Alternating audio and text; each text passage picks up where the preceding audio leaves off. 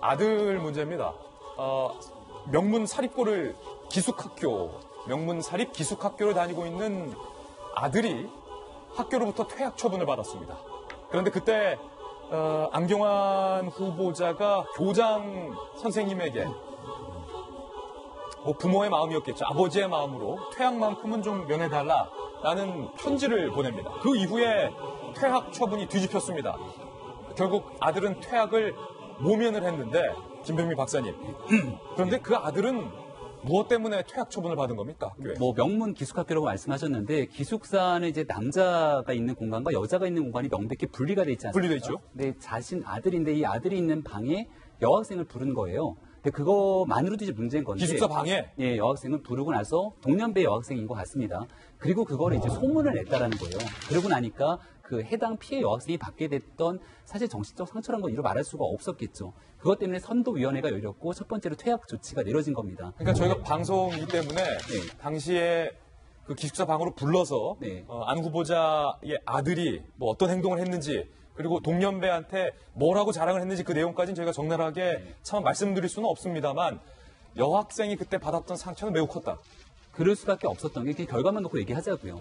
이 친구가 퇴학을 당했으면은 이 여학생이 그런 피해를 안고 어떻게든 학교를 다녔으면 좋을 텐데 굉장히 좋은 명문학교라고 말씀을 드리지 않았습니까?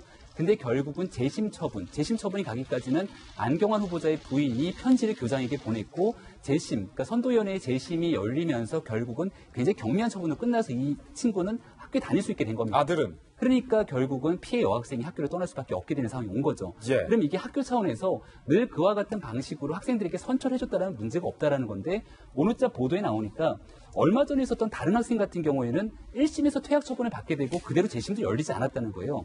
근데 그 친구 같은 경우는 더 억울하다고 얘기를 하고 있는 게 이 친구 같은 경우는 화장실에 갔는데 남자 화장실에 가게 되니까 휴지가 없는 거예요. 이건 그러니까 다른 학생 퇴학 처분 받은 케이스예요?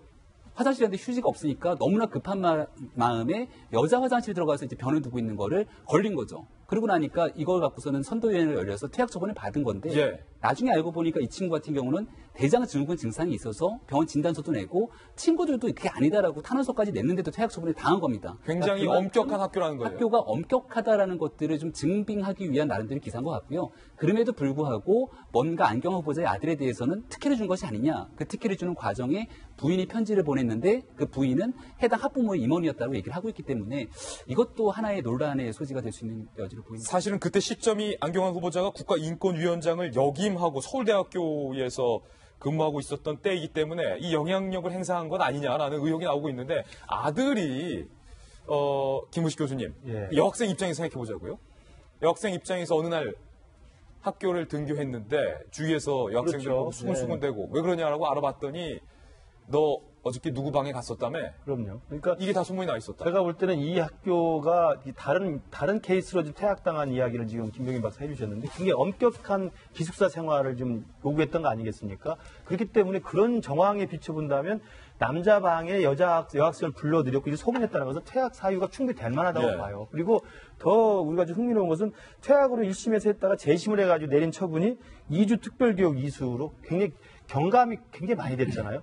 저도 사실은 고등학교 다닐 때 좀 이런 정학을 좀 받은 경험이 있어요. 근데 퇴학 다음에는 되게 이제 다른 학교 전학시키는 게 있고요. 그 다음에 무기정학이 있고 유기정학이 있고 근신이 있었어요. 그러니까 제가 볼 때 퇴학 처분 받았던 사람이 바로 재심이 돼서 특별한 상황 변화가 없었는데 조금 낮은 상황으로 바뀌었다는 것은 여기 이야기한 것처럼 아버님의 탄원서하고 어머님이 학교부의 임원이었기 때문에 어머님의 이 편지가 영향을 미쳤다는 생각이 들고요. 이것이 대자보처럼 느껴지는 게 뭐냐면 저 김상조 후보자의 부인이 서울 시내 이제 그 공립고등학교의 기간제 영어교사로 계속 5년 동안 근무했던 내용도 여러 가지의 취업과 관련된 부적절한 절차와 부적절한 어떤 개입을 통해 가지고 지속됐던 게 의혹으로 제기됐었잖아요. 그러니까 물론 거기에 김상조 후보자가 직접 전화를 해서 압력을 가했는지 확인되지 않고 있지만 이 경우에도 이 안경환 후보자의 아들이 다른 부분에 비해서는 굉장히 특혜로 비치는 퇴학 처분에서의 이 형량이 아니라 이 처분이 경감됐다는 것에 대해서는 정말 눈여겨볼 대목이라고 생각하고 제일 중요한 것은 그거죠. 잘못을 한 남학생은 그대로 있고 잘못을 당했던 사실 피해자였던 여학생은 다른 학교로 전학 갔다는 거 아니에요? 학교로 옮길 수밖에 그렇죠. 없었다. 이것이 얼마나 부적절한 결과입니까? 그다음에 피해자는 도망을 가고 가해자는 그대로 학교에 남아있는 것이기 때문에 우리가 이 사법적 정의라든지 우리 대한민국에서 정의를 세워야 한다는 법무부 수장의 입장에서 본다면 적절한 처신은 아닌 것 같습니다. 당시에 편지를 받은 이후에 학교장이 학교의 이제 징계위원회에게 재심을 요청했을 당시에 그때 당시 원심대로 퇴학 처분을 해야 한다라는 교훈의 의견이 만만치 않았다라는 얘기도 들려오고 있습니다. 안경환 후보자 측의 해명부터 좀 저희가 소개를 해드리겠습니다. 함께 보시죠. 안 후보자는 학교 선도위 절차에 따라 부모 자격으로 탄원서를 제출했을 뿐 부당한 요구를 하지 않았다라고 설명하고 있다. 나는 그냥 절차에 따라서 탄원서를 부모 입장에서 낸 뿐이다. 학교가 이렇게 뒤집은 거다. 학교가 알아서 했다. 이런 해명입니다. 하지만 여학생의 학부모 좀 어렵게 취재가 됐는데 여학생의 학부모는 다른 얘기를 하고 있습니다. 지금 다른 학부모의 입장이 먼저 나왔네요. 사회적 영향력이 큰 사람이 학교에 편지를 보내면 학교가 부담을 가질 수밖에 없지 않은가. 불안해하는 다른 학생이나 부모는 고려하지 않은 부적절한 처신이다. 그리고 여학생 학부모에 대한 반응은 지금 나오진 않았는데 전학 갈 수밖에 없었다. 정성희 위원님, 이 결론이 좀 중요할 것 같아요. 전학 여부가 사실 조금 확인이 좀 안 되는 것 같습니다. 제가 아까 김 교수가 얘기를 했는데 제가 아침에는 본 것 같은데 지금 여기서는 확인이 안 돼서 이건 좀 유보하고요. 여학생이 어떻게 됐는지는 아직 확인이 안 됐습니다. 다시 말씀을 드릴게요. 그런데 우리가 이제 학교폭력위원회가 열립니다. 이런 경우에. 근데 지금 현재 규정에 따르면은 가해자가 전학 가게 돼 있어요. 그리고 피해자 같은 경우는 가해 사실 같은 경우도 학교 생활기록부에 기재하게 돼 있거든요. 이런 경우에 학부모로서는 탄원서를 내거나 재심을 요구할 수는 있을 것 같습니다. 제가 부모라도 그럴 것 같아요. 그런데 그 처리 절차에 대해서 그러면 그때 안경환 그 후보가 영향력을 행사할 수 있는 이 지위에 있었느냐 하는 게 이제 문제인데. 당시는 이제 안경환 교수 같은 게 굉장히 유명했고 또 부인도 유명한 사람으로서 학부모 임원 자리에 있었기 때문에 교장이 압력을 받을 수밖에 없는 상황이 있었던 것 같아요. 어쨌든 결과가 뒤집혔습니다. 중요한 거는 원래는 퇴학 처분이었는데 결과가 뒤집혔고 당시에 이제 교장 선생님이 올해 3학년 서정시 썼다 하는 교장 선생님은 달라요. 그 교장 선생님이 누군지는 제가 아까 찾아보니까 나오는데 그 교장 선생님이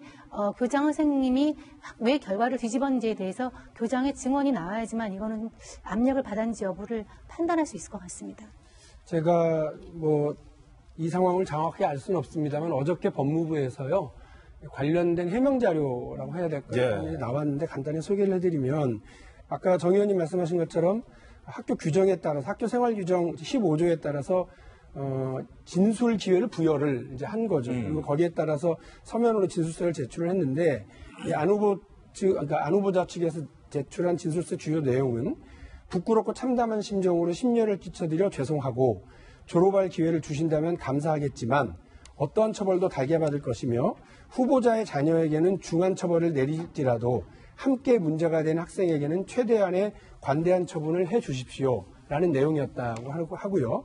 해당 학교는 사건 경위 학생과 학부모 및 담임교사의 의견 사유 경중에 따라 징계 종류를 단계별로 적용하여 학생에게 개전의 기회를 줄 수 있도록 한 학칙 역시 학생 생활규정 16조 7항에 참작해서 징계 수위를 조정한 것으로 알고 있다. 이렇게 자료가 나왔어요. 이거는 지금 우리가 보도로만 이렇게 보면 뭔가 이렇게 있었던 거 아니냐라고 의혹 제기는 가능하지만 일단 본인의 의견을 참고한 법무부의 보도 자료 내용도 제가 소개를 해드립니다. 그러니까요. 그런데 그때 당시에 이 아들의 아버지가 누군지, 어머니가 누군지는 사실은 학교 관계자들이면 누구나 다 알고 있었던 상황이기 때문에 충분히 이 같은 의혹에 대한 추가적인 해명이 오늘 필요해 보입니다.